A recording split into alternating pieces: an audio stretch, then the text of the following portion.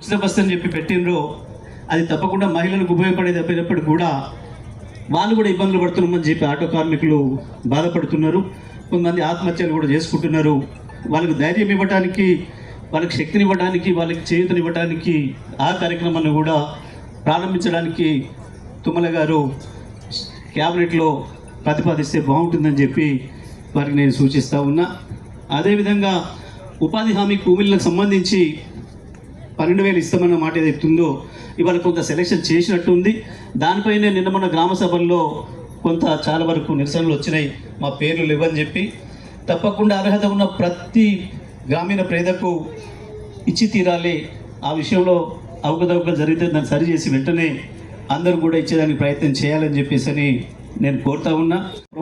చాలా ప్రభుత్వాల్లో పనిచేసిన అనుభవం ఉంది కాబట్టి మీ అనుభవాన్నంతా వినియోగించుకొని ఈ ప్రభుత్వానికి కూడా ఒక గైడెన్స్ ఇస్తూ ప్రజలకు ఊరటనివ్వడం, ప్రజలకు ధైర్యం ఇవ్వడం అనేది ప్రభుత్వం యొక్క మొదటి కర్తవ్యం కాబట్టి ఆ కర్తవ్యాన్ని నెరవేర్చడంలో తుమ్మల గారు ముందుండాలని చెప్పి కోరుకుంటూ, మరి ఈరోజు ఏదైతే లబ్ధి పొందిన లబ్ధిదారులందరూ వచ్చిండ్రో మీరందరూ కూడా శుభాకాంక్షలు తెలియజేస్తూ, వాస్తవానికి 15,000 ఇస్తామని అన్నారు రైతు బంధు, కానీ రైతు భరోసా సరే ఏ కారణాలు చేతనో 12,000కు తగ్గించి ఇస్తున్నా. 15,000కు పెంచుతారని చెప్పి నేను ఆశిస్తున్నా. తప్పకుండా అనుకున్న మాట ప్రకారం వాళ్ళకి ఆ 3,000 కూడా పెంచి 15,000 చేయాలని చెప్పి నేను ఆశిస్తున్నా. తప్పకుండా, ఎందుకంటే ఇచ్చిన మాట నిర్వహిస్తున్నప్పుడు సగం చేసామన్న పేరు ఎందుకు తెచ్చుకోవాలో, చేసేదో మొత్తం చేస్తే బాగుంటుందని చెప్పి నేను కోరుకుంటున్నా.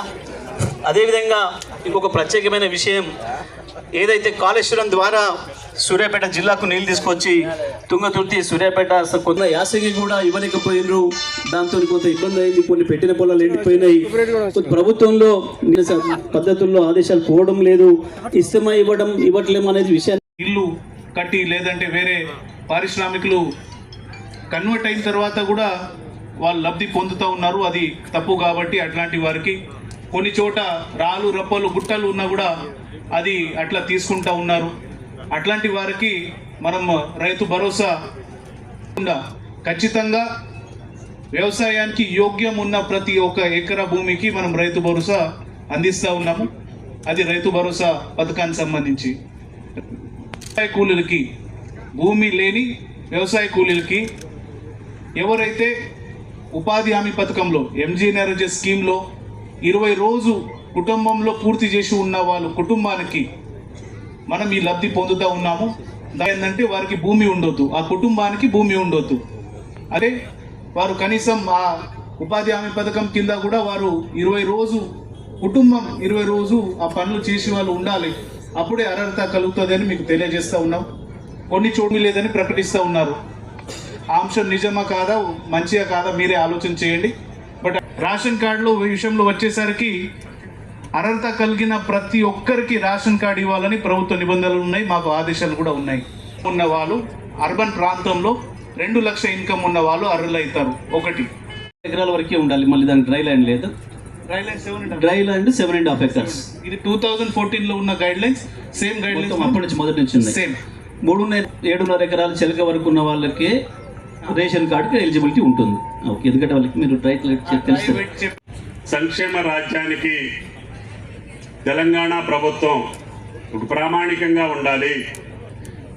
రెండో పక్క అభివృద్ధి కార్యక్రమాలను కూడా కొనసాగించుకుంటూ ఈ రాష్ట్రాన్ని తెలంగాణ మొట్టమొదటి ప్రభుత్వంలో కూడా నాకు ఉండే అవకాశం వచ్చింది.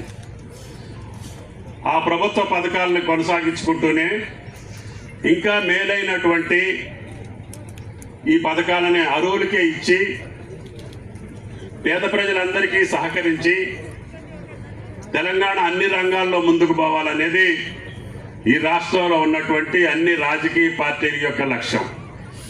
ఎందుకంటే అన్ని రాజకీయ పార్టీలు తెలంగాణ కోసం పోరాడారు, దెబ్బలాడారు, కొట్లాడారు. సుదీర్ఘ రాజకీయాల తర్వాత మనకి తెలంగాణ వచ్చింది. రమేష్ రెడ్డి గారికి, చైర్మన్ రమేష్ రెడ్డి గారికి, వేదిక మీద ఉన్నటువంటి పెద్దలందరికీ ధన్యవాదాలు తెలియజేస్తా. బెనిఫిషరీస్ని ఒక్కొక్క సెక్టార్కి ఎవరెవరు ఉన్నారో కలెక్టర్ గారు పిలిస్తే వాళ్ళకి కొంతమంది ఒక మంచి అధికారిని వాళ్ళందరికీ ఆ లెటర్స్ ఇవ్వాలి. అదేవిధంగా రేషన్ కార్డులు ఇచ్చేవాళ్ళు, సివిల్ సప్లైస్ వాళ్ళు కూర్చోవాలి.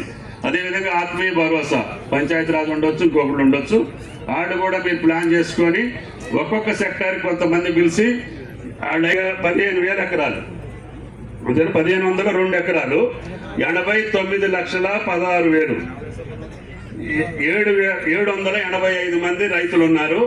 వాళ్ళకి ఈరోజు ఇప్పుడు లెటర్ తీసుకుంటారు. మీరు ఈ రాత్రి 12 తర్వాత మీకు ఎప్పుడు మెలుకోవద్దు అప్పుడు బ్యాంక్కి వెళ్తే మీకు డబ్బులు ఉంటాయి. అందుకని ఈరోజు మీరు ఉదయం ఎప్పుడైనా సరే బ్యాంక్కి వెళ్తే మీ డబ్బులు మీకు వస్తాయి. కాబట్టి దయచేసి బెనిఫిషరీస్ అందరికి కూడా కలెక్టర్లు మీరు తీసుకొని లబ్ధిదారులు అందరూ ఇంటికి పోయి మీ కార్యక్రమాలని మంచిగా పద్ధతిగా చేసుకోండి. ఇంకెక్కడైనా 1-2 మిస్ అయితే కూడా స్థానిక అధికారులు ఉంటారు, వాటిని కూడా మేము వెరిఫై చేస్తాం. అందరి దగ్గర సెలవు. Thank you. తండ్రి గోపయ్య గారు, తదుపరి శ్రీమతి కప్పల పద్మ గారు, భర్త అంజయ్ గారు. శ్రీమతి కప్పల పద్మ గారు, భర్త అంజయ్ గారు. శ్రీ కప్పల మంగమ్మ, భర్త గోపయ్య గారు. ఆహార భద్రత ఒక నిమిషం. మౌనిక గారు, మౌనిక. మాడుగుల రమణ గోపయ్య గారు, నక్కల సంధ్య జానయ్య గారు, గంధం కూరెళ్ళ జానకమ్మ, త్వరగా రావాలండి. కూరెళ్ళ జానకమ్మ, భర్త సాబి, భర్త రహీం గారు. ఎస్కే చతాబి, భర్త రహీం గారు. తదుపరి ఇందిరమ్మ ఇండ్లండి.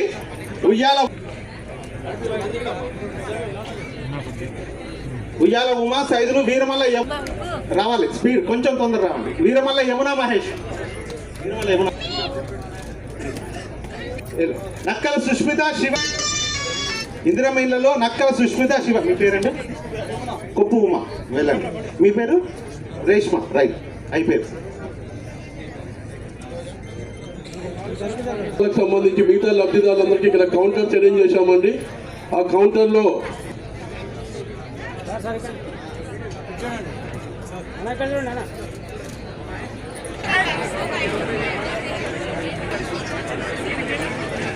Thank you sir.